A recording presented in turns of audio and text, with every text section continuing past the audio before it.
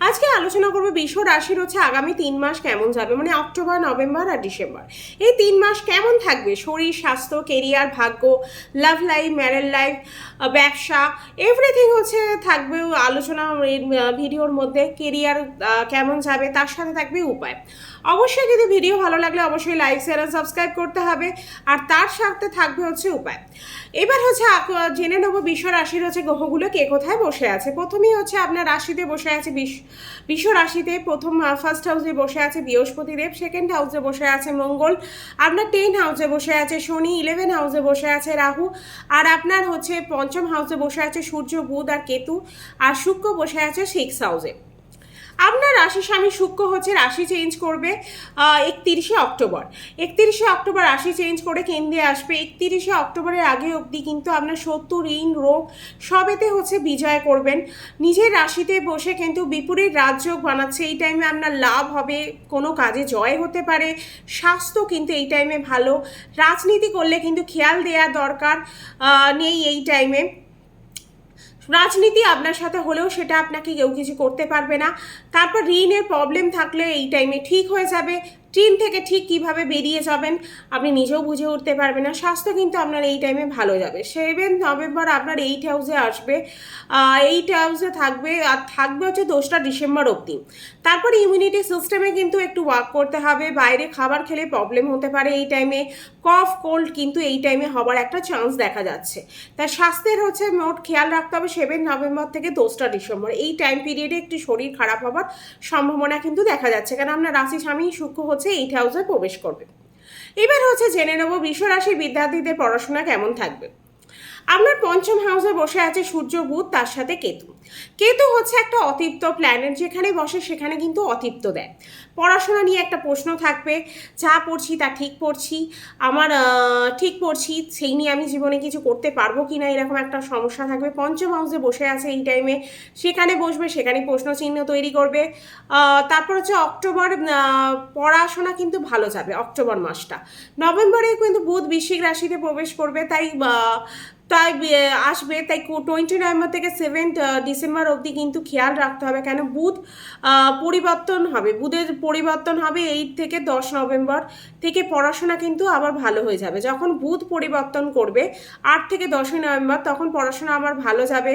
তারপর যে কোনো তারপর 7th হাউসে বুধ আসবে, তারপর হচ্ছে ফার্স্ট হাউসকে দেখবে কিন্তু আপনার। তারপর এই ফার্স্ট হাউসে বুধ দেখার জন্য হচ্ছে আপনার এই টাইমে বাণী ভালো হয়ে যাবে।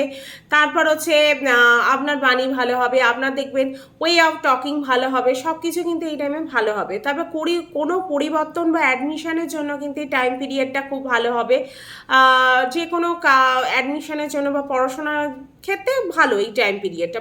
এক্সাম থাকলে এক্সামও কিন্তু এই টাইমটা ভালো যাবে। তারপর হচ্ছে লাভ লাইফ। আমরা পঞ্চম হাউস থেকে হচ্ছে লাভ লাইফটাও দেখে থাকি। পঞ্চম হাউসে কিন্তু কেতুয়ে বসে আছে, সূর্যও আছে, কিন্তু সূর্য 15 থেকে 16 অক্টোবর হচ্ছে যার সাথে সম্পর্ক আছে তার সাথে কিন্তু ক্রোধ হতে পারে, ছোট ছোট ব্যাপারে ধৈর্য কম থাকবে। তারপর হচ্ছে স্টার্টিংয়ে আপনার মধ্যে একদম ধৈর্য থাকবে না, তারপর আস্তে আস্তে করে ধৈর্যটা আপনার মধ্যে বাড়বে।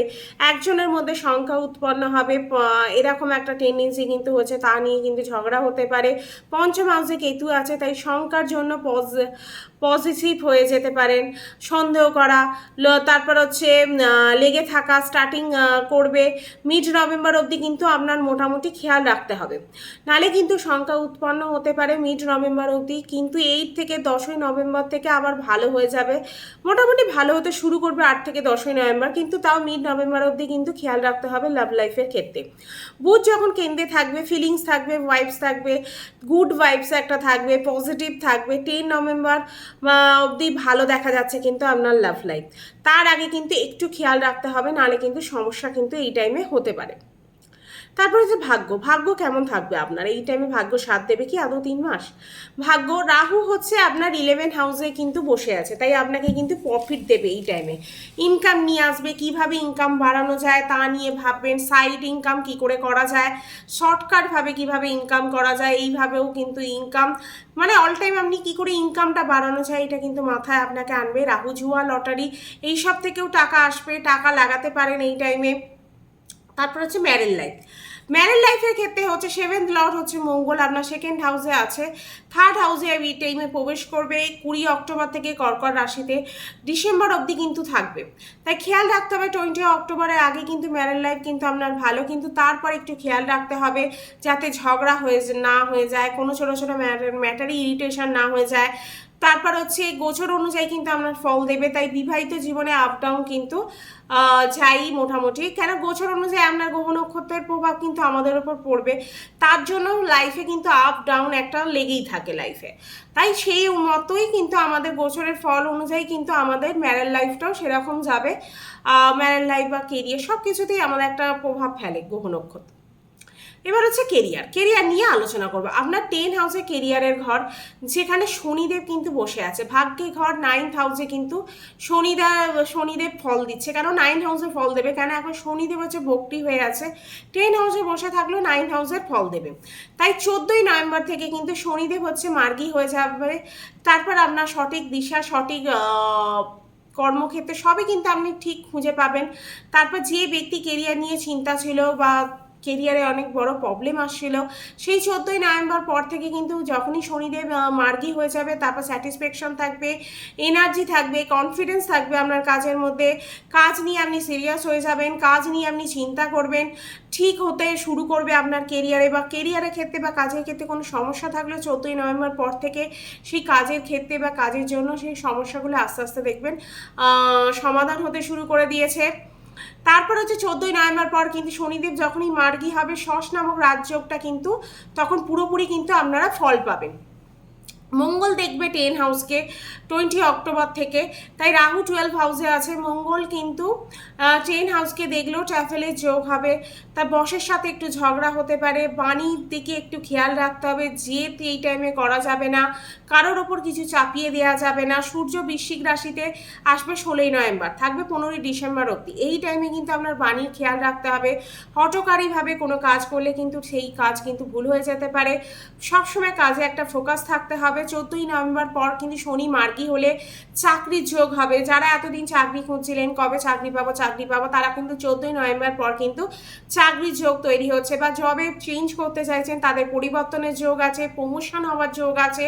তার আগে সিরিয়াস থাকতে হবে, কাজে ফোকাস থাকতে হবে। কিন্তু আর একটা জিনিস খেয়াল রাখতে হবে, সিনিয়রের সাথে যাতে কোনো রকম আর্গুমেন্ট না হয়ে যায়, যেভাবে তারপর হচ্ছে কিভাবে ধৈর্য রেখে কিভাবে কাজ করা যায় সেটাকে কিন্তু এই টাইমে আপনাকে রাখতে হবে। সিনিয়রের সাথে না ঝগড়া হয়, ধৈর্য রাখা এই টাইমে কিন্তু কেরিয়ারে বড় নালে প্রবলেম কিন্তু হতে পারে।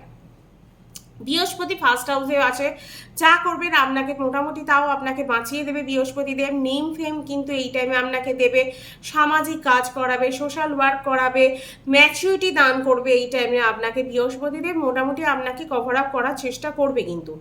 তারপরে যে ব্যবসা, যারা বৃষরাশি ব্যবসা করেন তাদের ব্যবসা কেমন যাবে এই টাইমে কিন্তু ভালো আছে। ব্যবসা ক্ষেত্রে ট্যাবল হতে পারে ব্যবসার জন্য, যার সাথে ডিল করবেন তার সাথে ভালো ব্যবহার করবেন, এমন না হয় যাতে যার সাথে আপনার কাস্টমার আপনার দোকানে এলো তার সাথেই আপনি ঝগড়া করে ফেললেন, তার সাথে কোনো রকম আর্গুমেন্টে জড়িয়ে গেলেন। এটা করলে কিন্তু কাস্টমারের একটা প্রভাব পড়বে, ব্যবসার ক্ষেত্রে কিন্তু একটা প্রভাব পড়বে। তাই যা করবেন বিজনেসের ক্ষেত্রে কিন্তু খুব ভেবে চিন্তে কিন্তু এই টাইমে করতে হবে, নাহলে কিন্তু একটু সমস্যা বিজনেসের ক্ষেত্রে হতে পারে। মঙ্গল 3rd হাউসে আসবে, 3rd হাউসে আছে। তারপর উপায়, এবার হচ্ছে যে প্রবলেমগুলো হচ্ছে সেই প্রবলেমগুলো কী করে সলভ করব, তার জন্য হচ্ছে করব উপায়। সেই উপায়ের জন্য হচ্ছে প্রথমে হচ্ছে শুক্র বীজ মন্ত্র করতে হবে, সূর্যকে জল দিতে হবে, সকালবেলা 8টার মধ্যে স্নান করে তামার পাত্রে সূর্যকে জল দিতে হবে, গণেশজির পুজো করতে হবে, বুধবার লাড্ডু দিতে হবে গণেশজিকে। তারপর মঙ্গল যদি কমজোর থাকে আপনার কুষ্টিতে, তাহলে কিন্তু অবশ্যই মঙ্গলের জন্য বীজ মন্ত্র করতে হবে আর হনুমান চালিসা পাঠ। এই উপায়গুলো করলে মোটামুটি আপনার যে প্রবলেমগুলো হচ্ছে সেগুলো সলভ হয়ে যাবে। ভিডিও ভালো লাগলে অবশ্যই কিন্তু লাইক শেয়ার সাবস্ক্রাইব করতে হবে, আর জানাতে ভুলবেন না যে ভিডিও কেমন লাগছে।